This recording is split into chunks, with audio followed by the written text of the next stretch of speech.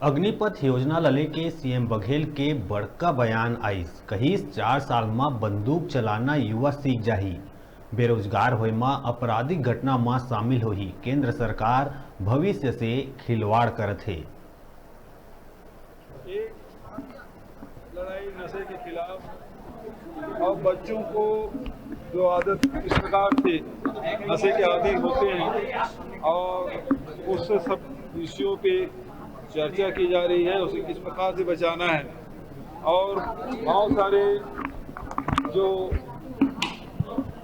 नशे हैं उसके अलावा एक नया नशा आ गया है, वो मोबाइल है।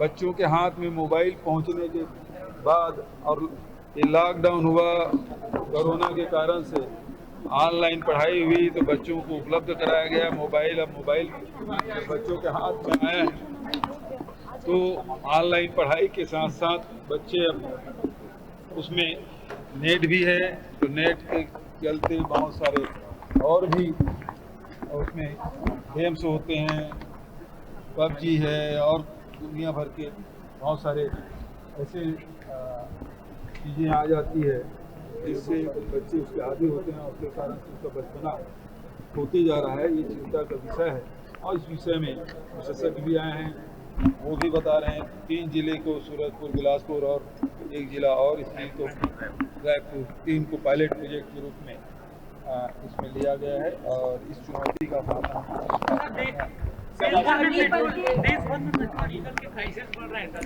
आपूर्ति नहीं हो पा रही है। जो पेट्रोल पंप यूनियन वाले भी मुझसे समय मांगे हैं, वो क्या स्थिति है इसके बारे में उनको शाम को बुला कर उनसे चर्चा करूँगा। और पूरे देश में इस प्रकार से आपूर्ति घटाई जा रही है, मतलब क्या जो श्रीलंका की स्थिति है उस दिशा हम लोग जा रहे हैं। सबसे पहले तो हम पेट्रोल डीजल मिलना ही बंद हुआ था, क्या देश उस समय जा रहा है। भारत सरकार को इस मामले में स्पष्ट करना चाहिए क्यों ऐसा हो रहा है कि 30-40% पेट्रोल डीजल में कटौती की जा रही है और आने ट्रांसपोर्टिंग इससे प्रभावित होगा, इससे महंगाई बढ़ेगी।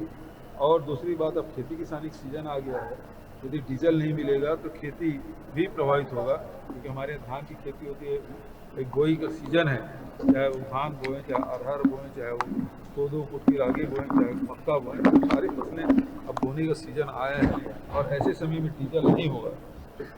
अभी बस्तर फाइटर हम लोग किए हैं तो बस्तर के बच्चों को दे रहे हैं मौका, क्योंकि वो इलाका उस प्रकार से है तो वहाँ के बच्चों को ज़्यादा उनको अवसर मिले। लेकिन इससे क्या फ़ायदा मिलेगा? आप यदि एक तो वैसी 2 साल से सेना में भर्ती आप बंद कर दिए हैं, दूसरे ये केवल 4 साल के रख रहे हैं। 4 साल बाद वो जब जवान आएंगे तो क्या करेंगे?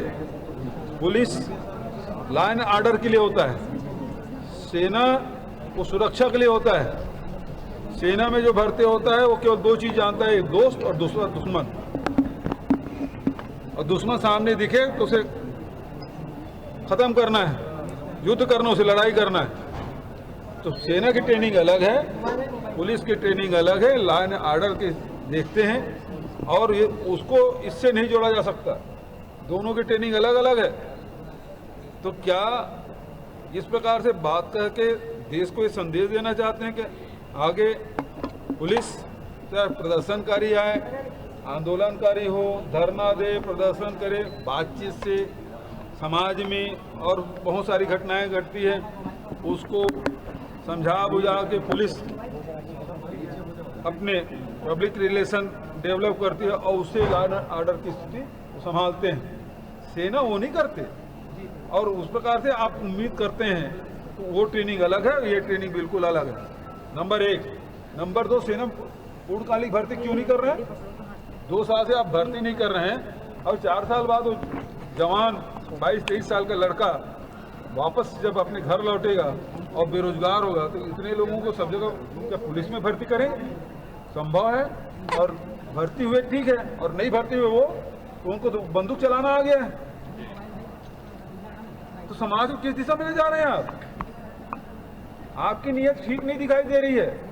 समाज के बच्चों को में इस प्रकार से आप आधा अधूरा छोड़ देंगे तो फिर तो वो गिरोह बना के आपराधिक घटनाओं में भी शामिल हो सकते हैं। अभी आप देखेंगे चाहे नक्सली प्रभावित क्षेत्र हो और दूसरे क्षेत्रों में, आखिर किन लोगों ने ट्रेनिंग दी? वो जो ट्रेनिंग हुआ है, नक्सलियों को ट्रेनिंग किसने दी? तो यदि ऐसे इस प्रकार के हजारों की संख्या में बिल्कुल नौजवान बच्चे हैं और वो बेरोजगार हो जाएंगे, उसके सामने क्या है? यदि वो गुमराह हो गए तो उस गांव के, उस शहर के, उस प्रदेश की स्थिति क्या होगी? इस बात में आप समझें, एक मैच्योरिटी के बाद 20 साल बाद उसमें मैच्योरिटी आ जाती है और उसके पास पर्याप्त साधन हो जाता है, बचत जिंदगी वो गुजार सकते हैं, वो समझ आता है। लेकिन 25 साल के लड़के को 20 अभी रुका था छोटू ब्रेक लेहे पर आप मन देखत रहा न्यूज़ 36 छत्तीसगढ़ की आवाज़।